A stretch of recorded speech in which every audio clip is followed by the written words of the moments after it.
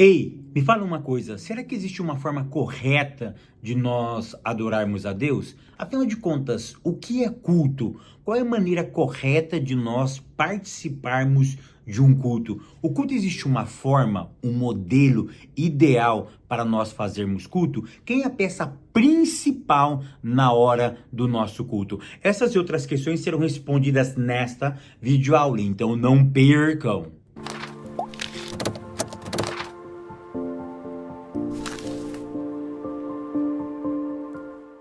A paz, queridos, que bom estarmos aqui novamente no nosso programa semanal da Escola Bíblica Dominical para darmos sequência à nossa série de estudos bíblicos baseado no tema A Igreja. Para quem não me conhece, eu sou o pastor Fábio Segantin. Se você é novo aqui no nosso canal, não perca essa oportunidade, porque aqui do lado do teu botãozinho vermelho, clica nele, se inscreva, porque toda semana tem um vídeo novo aqui no nosso canal. E se você for um inscrito, o YouTube vai lhe avisar quando nós postarmos algo novo no nosso canal. E não esqueça também de curtir esse vídeo, de deixar o seu comentário e de compartilhar com alguém, porque isso é muito importante. Vamos lá, lição de número 11, que tem como título O Culto da Igreja Cristã. Afinal de contas, o que é culto? Aonde nasceu o culto? O culto é antes ou depois do pecado? Existe uma forma correta de nós adorarmos a Deus? Se existe uma forma correta de nós cultuarmos, qual é essa maneira? Hoje, como se deve fazer um culto? Primeiro, eu oro, eu canto, eu prego, eu apresento. O que eu faço? Como que a gente desenvolve na prática um culto que agrada a Deus? É isso que nós vamos ver um pouquinho aqui, justamente nessa videoaula. Então você precisa ficar até o final, porque em cada momento nós vamos nos aprofundando e nós vamos ter a certeza de uma coisa, que nós vamos melhorar ainda mais o nosso conceito de culto. Primeira coisa, o que é culto? Culto é um serviço que alguém presta a uma outra pessoa. O que é culto? É um trabalho, é um serviço, é uma atividade que nós prestamos para uma outra pessoa. Vale salientar que o culto, ele é antes do pecado. É isso mesmo.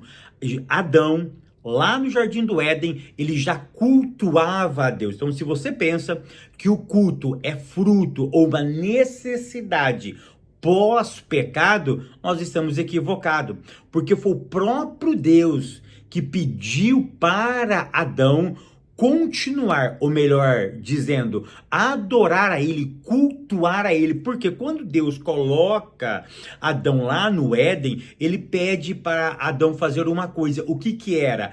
Era para ele lavrar a terra, cultivar a terra. Esse ato de cultivar, esse ato de lavrar a terra é um ato de culto, ou seja, era um serviço que ele estava prestando a Deus, porque foi isso que Deus pediu para ele. Então, culto é toda atividade que eu faço para agradar a Deus. É toda atividade que eu faço a pedido dele. Então, se Deus pediu para Adão lavrar a terra, se Deus pediu para Adão cultivar a terra, então isso significa que Deus estava pedindo para Adão oferecer a Deus um culto. E vale salientar justamente essa ideia que culto é o trabalho que nós fazemos para Deus. Então, se o culto nasce antes do pecado, o culto ele antecede o pecado. O culto não está atrelado ao pecado. Eu não adoro a Deus, eu não cultuo a Deus por causa do pecado. Eu cultuo a Deus porque Deus instituiu o culto, a adoração, o trabalho a ele lá no Jardim do Éden. Tópico primeiro, a natureza do culto. Ponto 1, o culto como serviço a Deus. Justamente isso que nós acabamos de falar. O culto é um trabalho. Todo trabalho tem que ter um método. Então, o que é um culto? O culto é um trabalho. O culto nasce antes do pecado. O culto é uma atividade que eu faço para alguma pessoa. No nosso caso, é uma atividade que eu faço para Deus. Vale salientar que culto não está restrito a uma reunião de pessoas. Vale salientar que o culto ele antecede uma reunião de pessoas. Porque se nós fôssemos esperar um momento de reunir para fazermos um culto, nós estaríamos descumprindo a palavra de Deus. Se culto é um trabalho que eu presto para Deus, um serviço para Deus, tem que envolver uma outra pessoa, tem que envolver um terceiro. Eu não faço um culto para Deus exclusivamente para mim, senão isso não é culto a Deus, isso é um antropocentrismo, é o homem sendo o centro da atenção.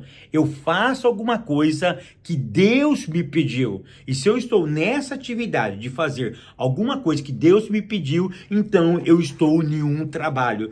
Então a natureza do culto é um serviço a Deus, é uma atividade que eu presto a Deus. Olha que interessante, Paulo disse que quando nós estamos trabalhando, no nosso trabalho aí na firma, como pedreiro, como marceneiro, não importa a atividade que você está praticando, essa atividade tem que ser uma atividade como se fosse para Deus. É isso que Paulo nos orienta. Se você vai trabalhar, trabalhe como se trabalhasse para Deus. Ou seja, para de enrolar, para de matar a hora, para de ficar cozinhando o galo, como diz em São Paulo. Ou seja, para de ficar fazendo coisas que desagrada o seu patrão. Na frente você é uma coisa, por detrás você é outra, negativo. O culto é justamente isso, uma atividade que eu faço para Deus. E vale salientar que a atividade aqui não precisa ser espiritual, porque nós confundimos que culto é um momento de êxtase, é o momento que eu fecho meus olhos, é o momento que eu entro em uma transe com o divino negativo. Uma atividade natural, uma atividade do dia a dia é um culto, ou seja, é uma atividade que você presta a Deus. Ou seja, tudo que você faz, tudo que você exercita é uma atividade para Deus. Então isso nós precisamos tomar muito cuidado, porque culto é um trabalho que eu presto para Deus. Ponto 2, a natureza do culto. O culto deve ser solene. O que é solene? Ele tem que ter uma forma, ele tem que ter um método. Ou seja, culto não é feito de qualquer maneira. Por isso que é igualzinho quando você vai numa formatura. O que tem numa formatura? A formatura tem um momento solene. O que é um momento solene? É o momento da ordem. É o momento onde cada coisa tem um momento certo de acontecer.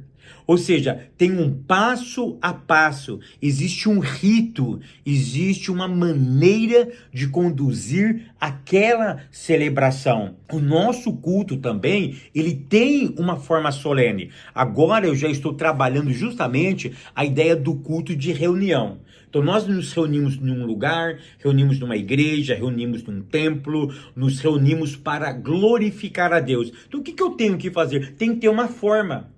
Ou seja, o culto tem que ter uma forma. Culto não pode ser bagunçado. Culto não pode ser de qualquer maneira. Ele precisa ter uma liturgia. Ele precisa ter um rito. Ele precisa ter uma forma exata. O que eu faço? A primeira coisa quando a reunião começa. E depois? E como eu termino essa reunião? Presta atenção. Eu ter uma forma de cultuar a Deus ou de prestar a minha celebração, o meu serviço a Deus numa reunião, eu não estou engessando o mover do Espírito Santo de Deus, porque tem muitas pessoas que alegam o seguinte: o culto não pode ter forma, o culto não pode ter uma ritualística, eu preciso deixar na dependência do Espírito Santo. Negativo. Paulo usa a expressão que o culto tem que ter uma ordem e uma decência. Ou seja, porque quando eu não tenho ordem e não tenho decência, eu quebro o princípio da criação. Porque quando Deus foi criar, ele criou as coisas de forma metódica.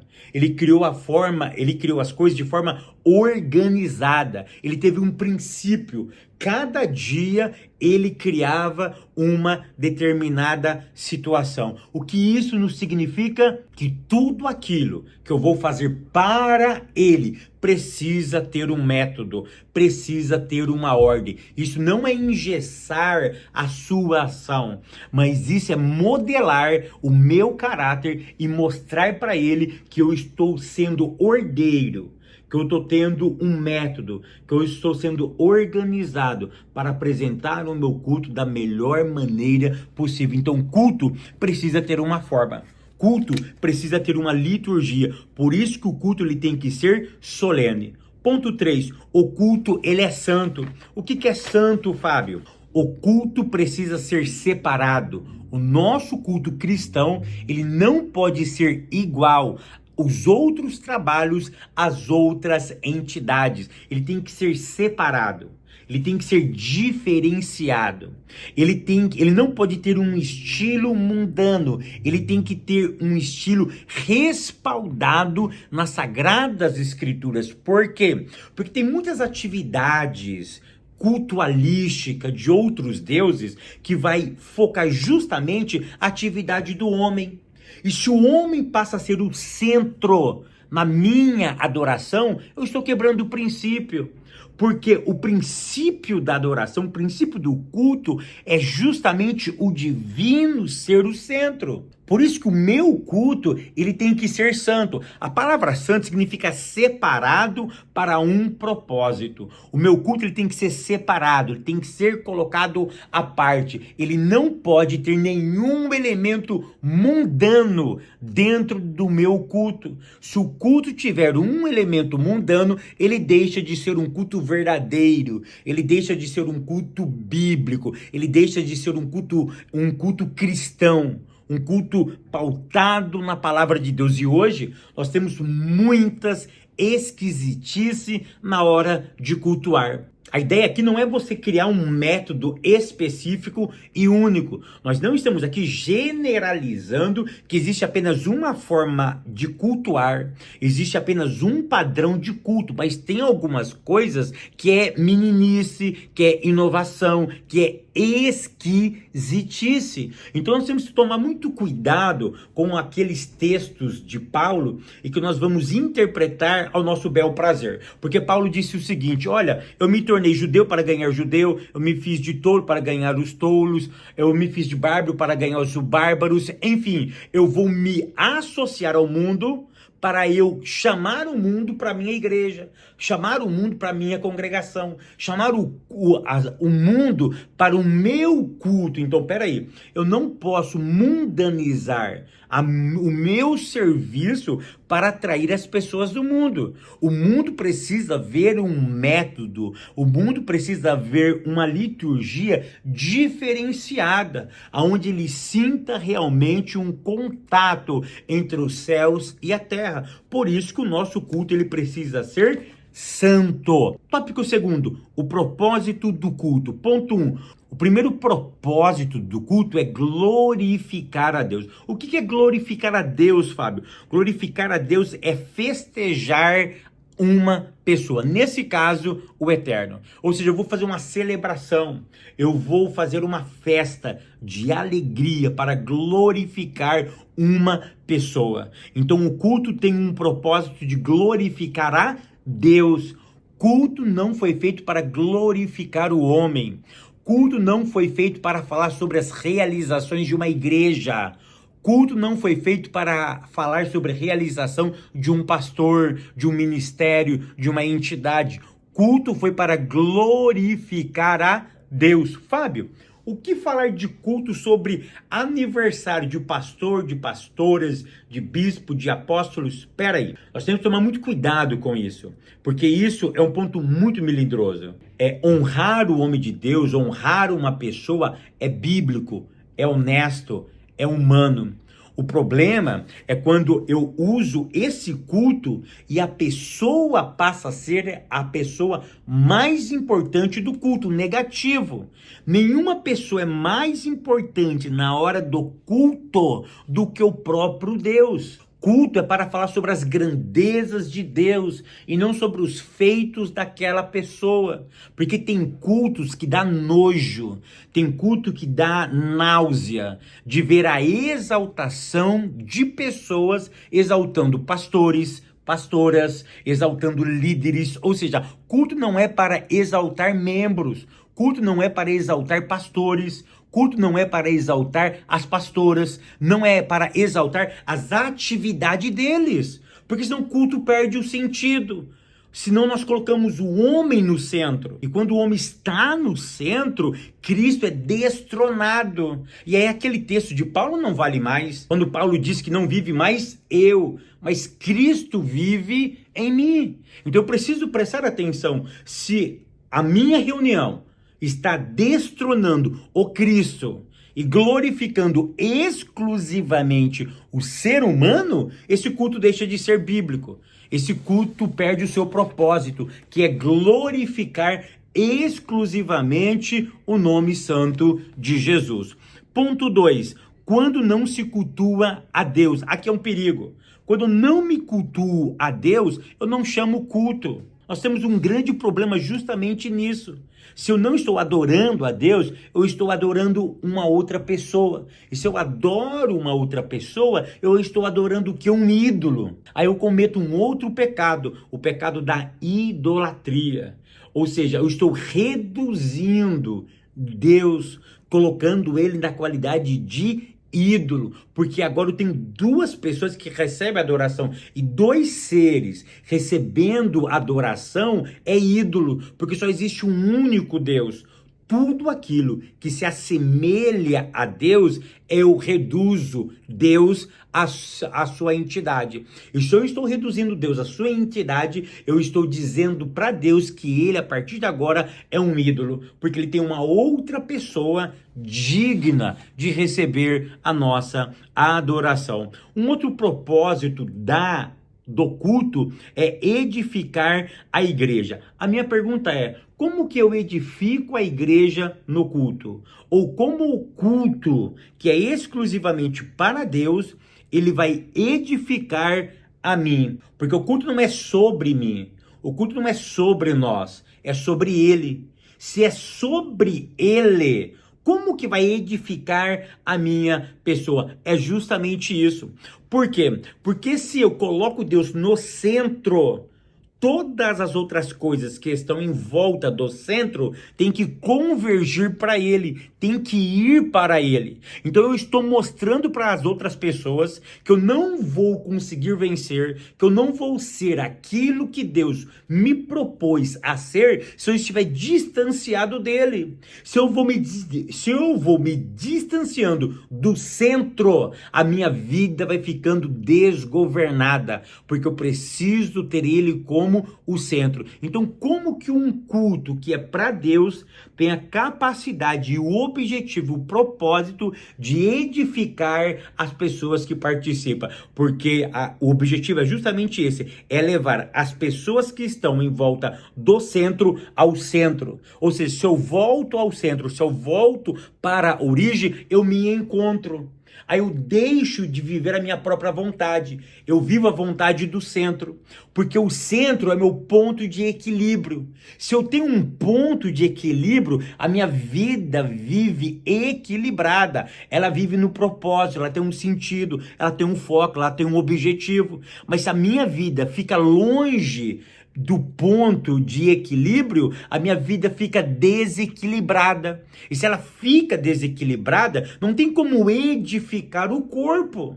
Não tem como edificar a minha própria vida, porque eu estou longe do centro. Então o culto tem esse objetivo, edificar a igreja. Mas é justamente isso, edificar a igreja não valorizando a pessoa em si, mas mostrando para ela que ela precisa incansavelmente voltar ao centro, que o centro do culto é o próprio Cristo. Tópico terceiro, a liturgia do culto. O culto tem que ter uma liturgia, tem que ter uma forma. E uma das formas de nós fazermos um culto é a exposição da Bíblia. Por quê? Onde Deus se revela? Como Deus se revela? Qual é o meio de Deus se revelar? Através da Bíblia. A Bíblia é o centro. A Bíblia é onde eu percebo e vejo aquilo que Deus está fazendo e aquilo que Deus não está fazendo. Aquilo que Ele quer para nossas vidas e aquilo que Ele não quer para nossas vidas. Então a Bíblia tem que ser o centro do nosso método de adorar, de cultuar a Deus. O problema é que a Bíblia, infelizmente, ela está sendo colocada de lado nos nossos cultos. Por exemplo, o nosso culto tem 2 horas. Quanto tempo, nessas 2 horas, se leem a palavra de Deus? É raríssimo, é pouco.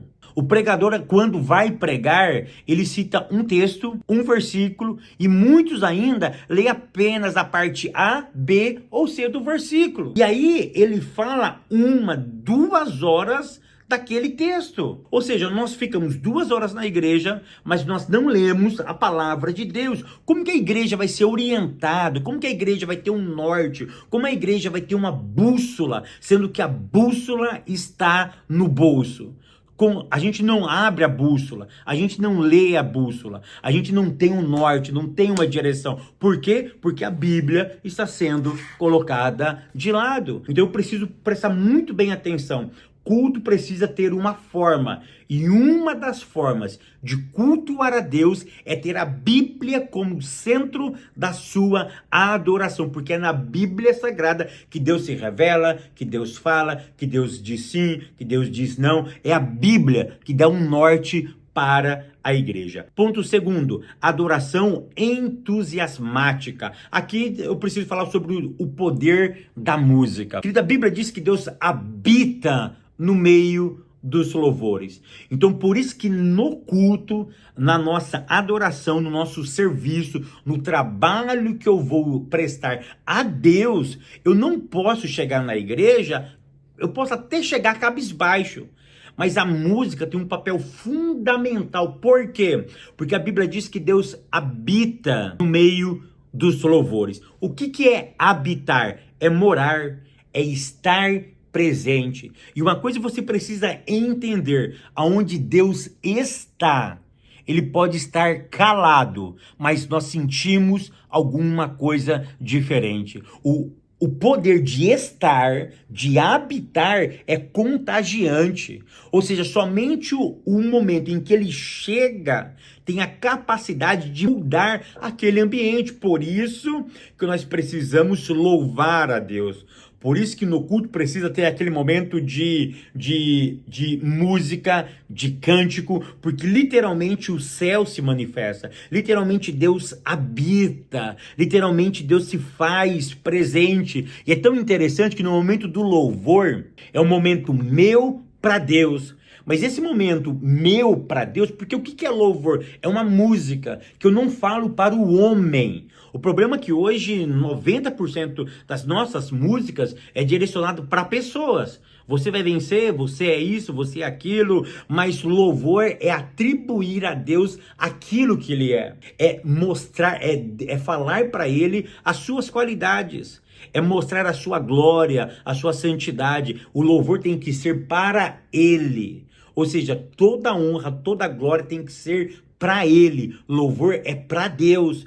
E é inegável que quando nós estivermos louvando o seu nome, ele se manifesta. É impossível glorificar a Deus, é impossível louvar com a alma e não sentir a sua presença, porque aonde Deus está, esse lugar muda, o ambiente ele se torna um ambiente diferenciado. O problema é que a gente louva com os lábios, mas o coração está longe. Por isso que precisa ter uma sintonia entre o falar e o sentir. Ou seja, eu falo aquilo que eu sinto e eu sinto aquilo que eu canto. O problema é que nós cantamos aquilo que não sentimos.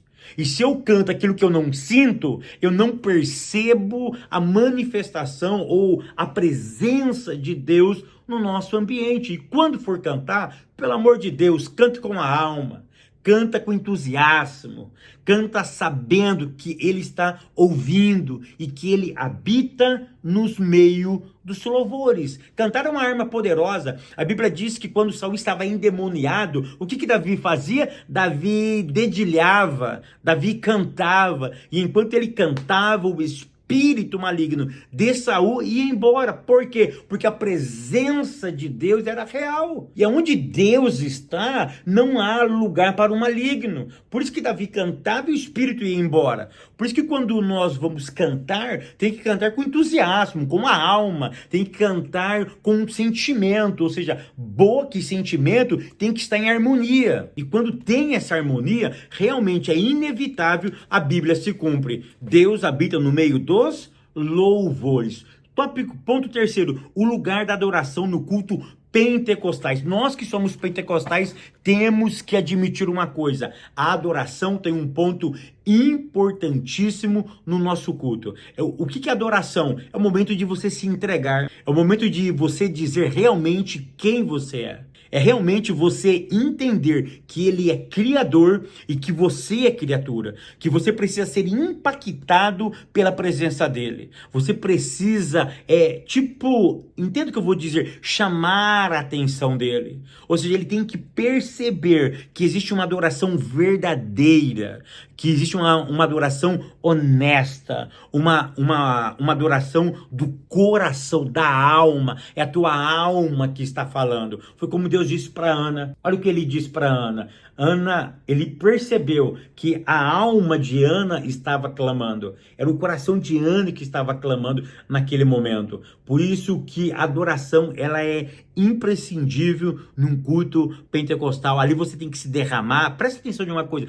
Não se preocupe com quem está do seu lado. Não se preocupe se a pessoa está tirando sarro ou se aquilo que você está fazendo é uma besteira. Se derrame perante ao Senhor, porque somente Ele pode mudar a tua história. Ou seja, no momento de adoração, coisas que a gente nunca viveu, a gente poderá viver. Adoração muda ambientes. A adoração tem a capacidade de mudar a nossa história. Ainda mais se a nossa boca estiver conectada com o nosso sentimento. É inevitável os céus se manifestar na nossa vida. Eterno, continue te abençoando, te prosperando. Te espero no próximo vídeo, querendo Deus.